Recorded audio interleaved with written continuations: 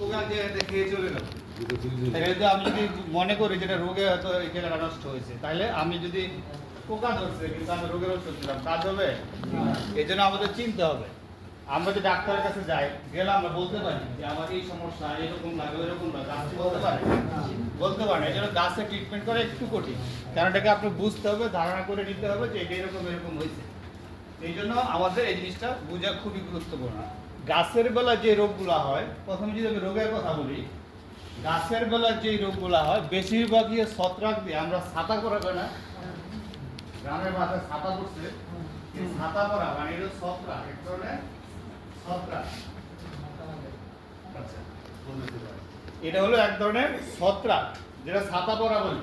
এটা বাইরে থেকে বোঝা যায়, ছাতা পরলে বোঝা যায় না, বোঝা যায় ছত্রাক। তাহলে বেশিরভাগ রোগ কি ছত্রাক দিয়ে। এছাড়া কি ভাইরাস আছে, বলা যায় ভাইরাস আছে, ভাইরাস আছে, ব্যাকটেরিয়া আছে, তবে বেশিরভাগ রোগ কি হয় ছত্রাক দিয়ে। ঠিক আছে, এখানে প্রথমে যে পোকার কথা বলি, বিভিন্ন ধরনের পোকা আছে। কেউ রস চুষে খায়, কেউ পাতা খেয়ে ফেলে, কেউ বিভিন্ন ধরনের আছে। কেউ যে ওই যে মাছি পোকা, সে কি করে ফল ছিদ্রি করে, ফল ছিদ্রি করে ভিতরে খায়। এরকম বিভিন্ন ধরনের পোকা আছে, যেমন যে ফল ছিদ্রকারী পোকা আছে, মাছি পোকা আছে, মিলিবাগ, ছাত্রা পোকা আছে না? ছাত্রা পোকা দেখছেন? আমি ছবিতে দেখাবো, সহজে বুঝবেন। ছাত্রা পোকা আছে, ঠিক আছে?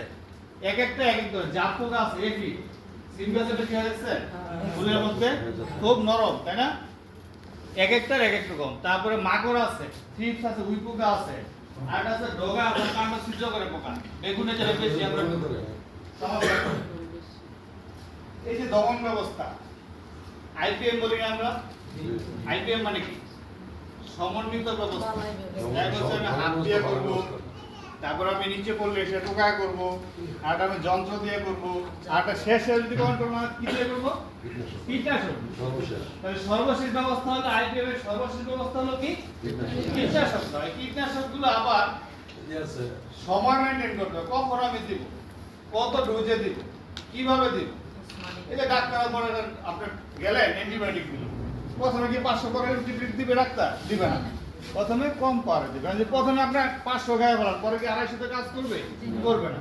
তাহলে আমাদের এই যে আমরা যে ঔষধ ব্যবহার করি, এই ঔষধ ব্যবহারের ক্ষেত্রে দেখা গেল যে কৃষক হায়ার ডোজে মারা দিল, অনেক বেশি ওষুধ দিয়ে দিল, পরবর্তীতে এটা এই ডোজের নিচে দিলে আর কাজ করবে না। এই জন্য আমাদের ঔষধ দেওয়ার ক্ষেত্রে খুব সতর্কতা অবলম্বন করতে হবে।